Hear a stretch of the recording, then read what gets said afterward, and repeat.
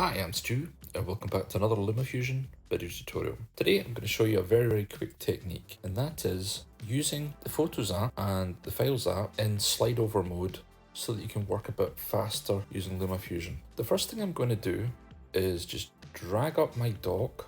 There we go. I'm then going to press and hold on the Photos app and drag it out.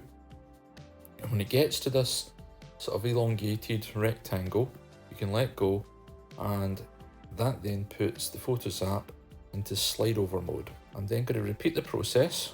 Sometimes it's tricky to grab the dock, but there we go. And I'm then going to hold down the Files app and do exactly the same thing, placing it on top of the Photos app. Now, in slide over mode, if you haven't used it before, you can basically switch between the apps just by sliding at the bottom. And if you want to move everything over, grab the tab at the top and then just slide it all to the left hand side or the right.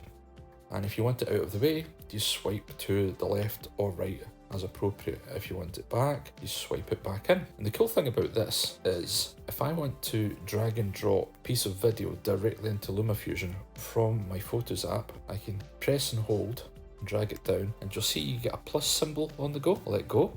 Now, it doesn't drop into the timeline immediately. What it actually does is comes into imported and shared, and then allows you to trim an in and out point, which we can do here, and then you can drag that down onto the timeline.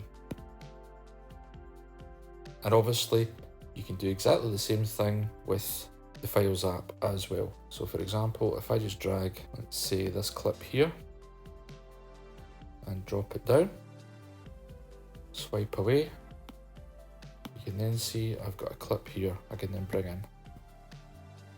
And you can see it's completely the wrong size, but you get the idea. So this is just a quick technique today to show you how to use Photos and Files in slide over mode and work a little bit smarter rather than harder with LumaFusion.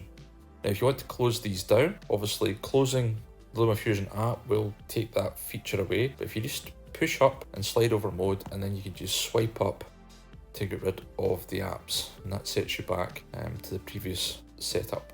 So there you go. If you enjoyed this quick video tutorial, by all means give it a thumbs up. If I've earned your subscription today, please subscribe to the channel.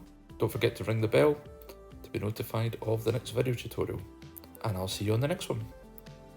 Later.